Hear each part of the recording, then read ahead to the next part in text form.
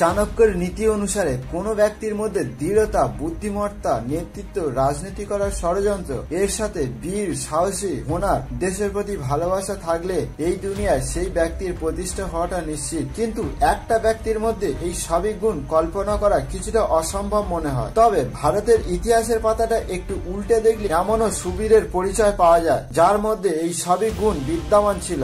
এই বীর পুরুষ 16 বছর বয়স থেকে সংঘর্ষের মধ্যে লিপ্ত হয়, যার অক্লান্ত চেষ্টায় ভারতকে সামাজিক, রাজনৈতিক, অর্থনৈতিক দিক থেকে শক্তিশালী করে তুলে মারাঠা সাম্রাজ্য স্থাপন করে আর ইন্ডিয়ান নেভি তথা গেরিলা যুদ্ধ কৌশল আরম্ভ করে। এর বীরত্ব ও রণনীতির আগে মহান থেকে মহানতর যোদ্ধারা মাথা নিচু করতে বাধ্য হয়েছিল। তো ফ্রেন্ডস, এতক্ষণে আপনারা বুঝতে পেরেছেন আমি ভারত মাতার বীর পুত্র ছত্রপতি শিবাজী মহারাজের কথা বলছি। চলো শুরু করি শিবাজী মহারাজের প্রথম জীবন থেকে। ভিডিওটা শেষ পর্যন্ত দেখো, অবশ্যই ভালো লাগবে। তো ফ্রেন্ডস, 1630 সালে 19 ফেব্রুয়ারি মহারাষ্ট্রের পুনে জুন্নান শহরের নিকট শিবনারের পার্বত্য দুর্গে শিবাজী মহারাজের জন্ম হয়। যে সময় শিবাজী মহারাজের জন্ম হয় সেই সময় উত্তর ভারতে মোগল সম্রাট শাহজাহানের শাসন ছিল, আর ডেকেনের আহমেদনগরে নিজাম শাহী, বিজাপুরের আদিল শাহী আর গোলকুন্ডাতে কুতুব শাহী রাজত্ব ছিল। শিবাজীর পিতা সাহসী ভোসলে বিজাপুর সুলতানের সেনাপতি পদে নিযুক্ত ছিল এবং তিনি বিজাপুরেই থাকতেন। দারাসাল মুঘল বিজাপুর পেশ স্টাডি অনুসারে সাহসী ভোসলেকে বিজাপুরের সাউথে পাঠিয়ে দিয়েছিল এবং এর সাথে পুনের জায়গির কালেক্ট করার দায়িত্ব ছিল, কিন্তু তিনি পুনেতে থাকতে পারতেন না। এই জন্য সাহসী ভোসলে পুনের জায়গি নিজের স্ত্রী জিজাবাই এবং পুত্র শিবাজী মহারাজের নামে করে দিয়েছিল। কিন্তু এই সময় শিবাজী মহারাজ অনেক ছোট ছিল, যার জন্য শিবাজী মহারাজের হয়ে দাদাজি কোন্ডবদেব পুনের জায়গির কালেক্ট করত।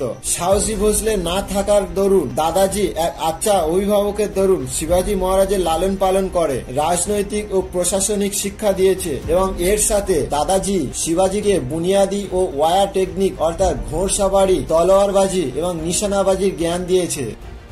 শিবাজী ছোটবেলা থেকেই নিজের মায়ের প্রতি সমর্পণ ছিল। শিবাজীর মাতা জিজাবাই অনেকটা ধার্মিক প্রকৃতির ছিল। শিবাজীর মাতা ছোট থেকে রামায়ণ, মহাভারত, বিভিন্ন ধর্মগ্রন্থের আদর্শ পুরুষদের কথা শুনিয়ে ছোট শিবাজীকে মহান হওয়ার প্রেরণা দিয়েছে। এছাড়াও তিনি বুদ্ধি কৌশল, সংবেদনশীলতা, সহানুভূতি, অন্তর্জ্ঞান এসবই গুণ শিবাজীকে শিখিয়েছিলেন। এসবই ছাড়াও শিবাজীর চরিত্র নির্মাণের ক্ষেত্রে গুরু রামদাস স্বামীর ভূমিকাটাও অনেকটা। গুরু রামদাস শিবাজীর আধ্যাত্মিক জগতের পথপ্রদর্শক ছিল। এর সাথে তিনি শিবাজীকে মারাঠাদের সংগঠিত করা আর জন্মভূমি রক্ষা করার সন্দেশও দিয়েছিল। মা, দাদাজি, গুরু রামদাস এদের সকলের প্রেরণা পেয়ে শিবাজী ছোট থেকে এক সাহসী, নির্ভীক যোদ্ধা হয়ে উঠেছে। চলো এবার আসি কেমন করে ছত্রপতি শিবাজী মহারাজ নিজের সংঘর্ষ শুরু করেছে। তো ফ্রেন্ড, শিবাজী যখন 16 বছর হয় তখন দাদাজি কোন্ডবদেবের মৃত্যু হয়। এরপর পুনে জায়গিরদারি কন্ট্রোল অ্যাকচুয়ালি শিবাজী মহারাজের উপর আসে, কিন্তু শিবাজীর সুলতান আদিল শাহের গোলামি মঞ্জুর ছিল না। দারাসাল পুনে তখনও বিজাপুর সুলতান আদিল শাহের অধীনস্থ ছিল। ওই সময় শিবাজী একটা সুযোগের সন্ধানে ছিল, যার সাহায্যে শিবাজী যত সম্ভব তাড়াতাড়ি সুলতান আদিল শাহের গোলামি থেকে বেরিয়ে এসে নিজের স্বরাজ্য সাম্রাজ্য স্থাপন করতে পারে। আর এই সুযোগ খুব তাড়াতাড়ি শিবাজী মহারাজের হাতে এসে গেল। যখন 1646 সালে সুলতান মোহাম্মদ আদিল শাহের শারীরিক সমস্যা হয় তখন বিজাপুর রাজনীতির উপর উতাল পাতাল শুরু হয়। শিবাজী এর সুযোগ নিয়ে বিজাপুরের তোরনা দুর্গের উপর আক্রমণ করে এবং দুর্গটি নিজের অধীনে নিয়ে আসে। আর এই আক্রমণে শিবাজীকে সাহায্য করেছিল মাভল নামক একটা ছোট্ট সেনাবাহিনী। এই মাভলরা ছিল পশ্চিমঘাট পর্বতমালার অধিবাসী। শিবাজী এদেরকে যুদ্ধের কলাকৌশল ও গেরিলা যুদ্ধ নীতির পরিকল্পনা শিখিয়েছিল। শিবাজী তোরনা দুর্গটি অধিকার করার পর 2 বছরের মধ্যে কোন্ডালা, ইন্দ্রপুর, শিবল, বারামতি, চকন, পুরন্দর এই সবই দুর্গগুলি শিবাজী জয় করে নেয়। এই সবই দুর্গগুলি পুনে ও তার আশেপাশে অবস্থিত ছিল। শিবাজী এরই ভিতর রায়গড়ে তার রাজধানী স্থাপন করে নেন। শিবাজীর এই সকল ঘটনার পিছনে একটাই উদ্দেশ্য ছিল কম খরচে অধিক থেকে অধিকতর রাজ্য জয় করা। তাই জন্য শিবাজী পারস্পরিক যুদ্ধনীতির পরিবর্তে সন্ধি, মিত্রতা, গেরিলা যুদ্ধনীতির দ্বারা শত্রুদের পরাজিত করার রণনীতির রচনা করেন। শিবাজীর দিন দিন এমন পরাক্রম দেখে বিজাপুর সুলতান আদিল শাহের মনে ভয় জন্মায়। তিনি মনে করেন সময় থাকতে শিবাজীকে না আটকালে পরে বিজাপুর সিংহাসনের উপর আঘাত আসতে পারে।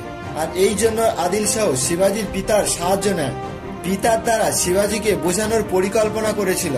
কিন্তু সুলতানের এই পরিকল্পনা ব্যর্থ হয়। আর এই ঘটনার সুবাদে সুলতান রাগান্বিত হয়ে নিজের সেনাপতি অর্থাৎ শিবাজির পিতা সাহসী ভোসলেকে 25শে জুলাই 1648 সালে বন্দী বানিয়ে নেয়। পিতার বন্দী হওয়ায় শিবাজি কিছুদিনের জন্য বিজয় অভিযান বন্ধ করে দেয় আর পার্শ্ববর্তী রাজ্যের উপর আক্রমণ করা বন্ধ করে দেয়। এরই সাথে শিবাজি কোন্ডালা দুর্গ আদিল শাহকে ফিরিয়ে দেয়, যার পরিপ্রেক্ষিতে আদিল শাহ 1649 সালে শিবাজির পিতাকে মুক্তি দিয়ে দেন। পিতার মুক্তি হওয়ার পর শিবাজি পুনরায় স্বরাজ্য গঠনের কাজে ব্যস্ত হয়ে যায়। প্রথমে তিনি জাবলির জায়গিরদার চন্দ্ররাও মোরেকে হারিয়ে তার রাজ্য দখল করে নেন। এরই সাথে শিবাজি সায়ান্স ঘোরপাদে নিম্বালকার নামক জায়গিরদারদের হিন্দু স্বরাজ্য গঠনের স্বপ্নে নিজের পক্ষে করে নেন। এইভাবে শিবাজি কারোর সাথে যুদ্ধ করে অথবা কারোর সাথে মিত্রতা করে বা সন্ধি করে শিবাজি ধীরে ধীরে একটা বিশাল বাহিনী তৈরি করে। এরই রাস্তা ধরে শিবাজি বিজাপুরে নিজের রাজ্য বিস্তার করতে শুরু করে। শিবাজি মহারাজের রাজ্য বিস্তার দেখে সুলতান আদিল শাহের রাতের ঘুম উড়ে যায়। 1657 সালে সুলতান আদিল শাহ শিবাজি মহারাজকে হত্যা করার জন্য নিজের সেনাপতি আফজল খাঁ সহ 20,000 এক বিশাল বাহিনী পাঠায়। আফজল খাঁ অস্ত্রশস্ত্র ও সেনাবাহিনীর দিক দিয়ে শিবাজি মহারাজের থেকে অনেকটা শক্তিশালী। যখন আফজল খাঁ শিবাজি মহারাজের উপর আক্রমণ শুরু করে তখন শিবাজি মহারাজ এমন ভাব দেখায় যেটা দেখে মনে হয় তিনি ভয় পেয়েছেন। এরই সাথে শিবাজি নিজস্ব সেনা নিয়ে প্রতাপগড় দুর্গের মধ্যে চলে যায়। সুতরাং আফজল খাঁর তুলনায় শিবাজি মহারাজের সেনা সংখ্যা অনেক কম ছিল। তাছাড়া কোনো কিছুর বিনিময়ে শিবাজি প্রতাপগড় দুর্গকে সুরক্ষিত করতে চেয়েছিলেন। আর অপরদিকে আফজল খাঁর কাছে সেনার সংখ্যা ছিল অনেক, তার সত্ত্বেও দুর্গ ভেদ করা আফজল খাঁর পক্ষে অসম্ভব হয়ে পড়েছিল। তাদের দুজনের মধ্যে প্রায় কয়েক মাস ধরে এমনই যুদ্ধ পরিস্থিতি তৈরি হয়ে গিয়েছিল। অবশেষে আফজল খাঁ একটা পরিকল্পনা তৈরি করে শিবাজির সাথে সাক্ষাৎ করার ইচ্ছা প্রস্তাব পাঠায়। দুজনের মধ্যে সাক্ষাৎকারের তারিখ ঠিক হয় 10ই নভেম্বর 1659 সালে এবং এই সাক্ষাৎকারে বলা হয় দুজনে কোনো রকম অস্ত্রশস্ত্র নিয়ে আসতে পারবে না, পুরোপুরি নিরস্ত্র হয়ে আসতে হবে। সাক্ষাৎকারের সময় আসে এন্ড শিবাজি মহারাজ আফজল খাঁর শিবিরে প্রবেশ করে। কথাবার্তা বলার দরুন আফজল খাঁ মিত্রতার হাত বাড়িয়ে শিবাজি মহারাজের সাথে গোলা মেলার ইচ্ছা প্রকাশ করে। কিন্তু যখনই শিবাজির গোলা মেলা তখনই আফজল খাঁ ধারালো চাকু দিয়ে শিবাজির পিঠে আঘাত করে এবং জোরে জোরে হাসতে থাকে। কিন্তু পরে এই হাসি ভয়ে পরিণত হয়। তিনি দেখে শিবাজি মহারাজ চাকুর আঘাত থেকে পুরোপুরি ভাবে মুক্ত হয়ে আছেন। তাছাড়া শিবাজি মহারাজ আগে থেকে আফজল খাঁর চরিত্র সম্পর্কে অবগত ছিল আর এই জন্য শিবাজি মহারাজ লোহার কবচ পরে তার সামনে গিয়েছিলেন আর এরই জন্য শিবাজি প্রাণে বাঁচে। এরই সাথে শিবাজি তুরান বাঘনক দ্বারা আফজল খাঁর উপর আক্রমণ করে এবং তাকে হত্যা করে 1659 সালে। এরপর শিবাজির সেনাবাহিনী বিজাপুরের উপর আক্রমণ করে, প্রায় 3000 সেনার মৃত্যু ঘটায় এবং অনেক বড় বড় অধিকারী ব্যক্তিদের বন্দী করে নেন। আফজল খাঁর হত্যা করার পর শিবাজি ডেকেনের উপর একটা শক্তিশালী প্রভাব বিস্তার করে। আদিল শাহ পুনরায় শিবাজির উপর বদলা নেওয়ার নির্ণয় নেন আর এইবার আদিল শাহ রুস্তম জাহানকে একটি বড় বাহিনী দিয়ে পাঠান। কিন্তু 1659 সালে শিবাজি রুস্তম জাহানকে হারিয়ে পানহালা দুর্গের উপর জয়লাভ করে। এইভাবে বারবার শিবাজি মহারাজের কাছে হারার পর যখন আদিল শাহের কাছে কোনো রাস্তা না থাকায় তখন তিনি মোগল বাদশাহ ঔরঙ্গজেবের কাছে সাহায্য চান। তো ফ্রেন্ডস, এখান থেকেই শুরু হয় শিবাজি মহারাজ ভার্সেস মুঘল বাদশাহ ঔরঙ্গজেবের সংঘর্ষের কাহিনী। ফ্রেন্ডস, ডেকেনের শিবাজি মহারাজের প্রভাব বিস্তার দেখে ঔরঙ্গজেব ও চিন্তায় পড়ে যায়, কেননা এই সময় ঔরঙ্গজেব মুঘল সাম্রাজ্যের বিস্তার করতে চেয়েছিল আর এই জন্য শিবাজি মহারাজকে হারানোর জন্য নিজের মামা শায়েস্তা খাঁ নেতৃত্বে প্রায় 1.5 লক্ষ সেনা দিয়ে 1660 সালে ডেকানের দিকে পাঠায়। শায়েস্তা খাঁ প্রথমে পুনে ও তার আশপাশ এলাকা আক্রমণ করতে শুরু করে দেয় আর কিছু দিনের মধ্যে তিনি শিবাজি মহারাজের লালমহলও নিজের দখলে নিয়ে নেয়। শিবাজি মহারাজ এটা জানত শায়েস্তা খান এত বড় সেনার সম্মুখে যুদ্ধ করা তার পক্ষে সম্ভব নয়, তাই তিনি যুদ্ধনীতির পরিবর্তে রণনীতির প্রয়োগ করে। এই জন্য শিবাজি গেরিলা যুদ্ধনীতির দ্বারা 400 সেনার সাথে ছদ্মবেশে শায়েস্তা খাঁর শিবিরে আক্রমণ করে। এই আক্রমণে শিবাজি মহারাজ শায়েস্তা খাঁর 3টি হাতে আঙুল কেটে নেয় এবং অনেক সেনাদেরও মেরে দেন, যার ফলে শায়েস্তা খাঁর হার হয় এবং তিনি ডেকেন থেকে ফিরে যান। কিন্তু এর আগে শায়েস্তা খাঁ 3 বছর শিবাজি রাজ্যে প্রচুর ক্ষয়ক্ষতি করে গেছেন। যার বদলা নিতে এবং রাজ্যের ক্ষয়ক্ষতি পূরণ করতে শিবাজী মহারাজ 1664 সালে মোগলদের সমৃদ্ধ শহর সুরাটের উপর আক্রমণ চালায়। শিবাজীর এই আক্রমণ ঔরঙ্গজেব মেনে নিতে পারেনি। এই জন্য মির্জা রাজা জয় সিংয়ের নেতৃত্বে তিনি এক বিশাল বাহিনী তৈরি করে এবং শিবাজীর সাথে যুদ্ধ করার জন্য তাদেরকে ডেকে নিয়ে পাঠায়। 1665 সালে শিবাজীর সাথে জয় সিংয়ের প্রচন্ড যুদ্ধ হয়, আর এই যুদ্ধে জয় সিংহ বিজয় লাভ করে এবং শিবাজীকে সন্ধি করতে রাজি করিয়ে নেন। এই সন্ধি পুরান্দারের সন্ধি নামে পরিচিত। 1665 সালে 11 জুন দুজনের মধ্যে এই সন্ধির শর্ত আরোপিত হয়। এই সন্ধির শর্তে বলা হয় শিবাজী মহারাজকে 23টা দুর্গ, 4 লক্ষ সোনার কয়েন মোগল সম্রাট ঔরঙ্গজেবকে দিতে হবে। এরই সাথে শিবাজীর নিজের পুত্র সম্ভাজিকে দস্তক হিসাবে মোগল দরবারে রাখতে হবে। এরপর 1666 সালে জয় সিং ঔরঙ্গজেব ও শিবাজীর মধ্যে সাক্ষাৎ করার ব্যবস্থা করে এবং তার জন্য শিবাজী মহারাজকে আগ্রা দুর্গে আসার আমন্ত্রণ পত্র পাঠায়। কিন্তু আগ্রায় আসার পর শিবাজীকে সাধারণ ব্যক্তিদের সাথে বসার স্থান দেয়।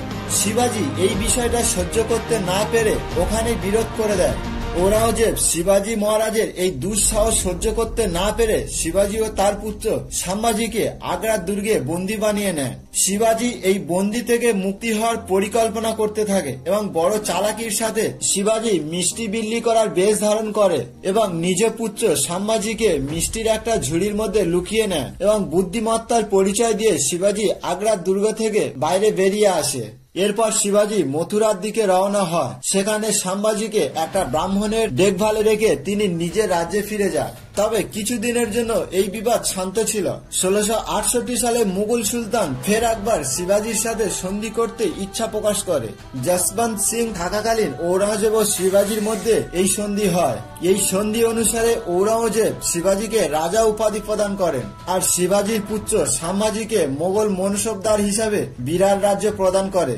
এরই সাথে ঔরঙ্গজেব শিবাজী মহারাজকে আদিল শাহ রাজ্য আক্রমণ করার অনুমতি দেন। আদিল শাহ রাজ্য অত্যন্ত ক্ষমতাহীন হয়ে পড়েছিল আর বিনা যুদ্ধে আদিল শাহ শিবাজীকে স্বদেশমুখী ও চৌথায় রাজ্য দিয়ে দেয়। ঔরঙ্গজেব সন্ধির শর্তের 2 বছরের মধ্যে 1670 সন্ধির শর্ত ভেঙে দেন এবং সম্ভাজির থেকে বিরাট রাজ্য ছিনিয়ে নেন। শিবাজী মহারাজ ঔরঙ্গজেবের এই ব্যবহারে ক্রোধিত হন এবং ঔরঙ্গজেবকে যোগ্য জবাব দেওয়ার জন্য 1670 পুনরায় দ্বিতীয়বার সুরাটের উপর আক্রমণ করে। সুরাট লুটপাট করার পর শিবাজী মহারাজের সম্পদের বিকাশ ঘটে এবং তিনি রাজ্য বিস্তার করতে থাকে। 6 জুন 1674 সালে শিবাজী মহারাজ জনগণকে সাক্ষী রেখে রাজ্যাভিষেক করে এবং জনগণ তাকে ছত্রপতি খেতাব দেয়। এইভাবে তিনি সমাজে ছত্রপতি শিবাজী মহারাজ নামে পরিচিতি পায় এবং ছোটবেলায় দেখা তার স্বরাজ্য গঠনের স্বপ্ন সত্যি হয়। এরই সাথে শিবাজী মহারাজ মহিলাদের সশস্ত্র শিক্ষা বিষয়ের উপর জোর দেয়। এছাড়াও তিনি হিন্দু দরবারে কিছু পুরানো নিয়ম পুনর্জীবিত করে আর নিজের রাজ্য মারাঠি তথা সংস্কৃত ভাষার প্রয়োগকে বাড়িয়ে দেয়।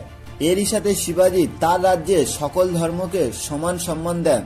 শিবাজী তার রাজ্যে হিন্দু পণ্ডিতের মতো এবং মুসলিম মৌলবীর মতো সম্মান পেত। শিবাজীর সেনা ও মন্ত্রিমণ্ডলে অনেক মুসলিম অধিকারীও ছিল। যদি শিবাজী মহারাজের বীরত্ব সম্পর্কে বলা হয় তো ভারতীয় রাজাদের মধ্যে তিনিই প্রথম যিনি নাভাল ফোর্স তৈরি করেছিল। শিবাজী নিজের অনুশাসিত সেনা তথা প্রশাসনিক অধিকারীদের সাহায্যে শক্তিশালী মুঘল সুলতানদের সময়ে স্বতন্ত্র মারাঠা সাম্রাজ্য স্থাপন করতে পেরেছিল। 6 বছর বীরের মতো বীরত্ব দেখিয়ে সাম্রাজ্য শাসন করে শেষমেশ একটা লম্বা রোগের কারণে 3 এপ্রিল 1680 সালে 52 বছর বয়সে ছত্রপতি শিবাজী মহারাজের পরলোক গমন হয়। তো ফ্রেন্ডস, এই ছিল ছত্রপতি শিবাজী মহারাজের বীরত্বের কাহিনী। তিনি ইতিহাসে তার নাম স্বর্ণ অক্ষরে রেখে গেছেন। আজও দেশের কোণে কোণে তাকে মহারাজ হিসাবে নয় ভগবান হিসাবে পূজা করে। তো ফ্রেন্ডস, শিবাজী মহারাজের বীরত্বের কথা আমাদের মধ্যে জীবিত করে রাখার জন্য আমরা এই ভিডিওটা বানিয়েছি। যদি শিবাজী মহারাজকে ভালোবেসে থাকো তাহলে এই ভিডিওটা শেয়ার করো, যাতে ভারতবর্ষের প্রতিটা মানুষ শিবাজী মহারাজের বীরত্ব সম্পর্কে গর্ববোধ করে। জয় হিন্দ, জয় ছত্রপতি শিবাজী মহারাজের জয়। তো ফ্রেন্ডস, ভিডিওটা ভালো লাগলে কমেন্ট করুন এবং চ্যানেলটা সাবস্ক্রাইব করে দিন।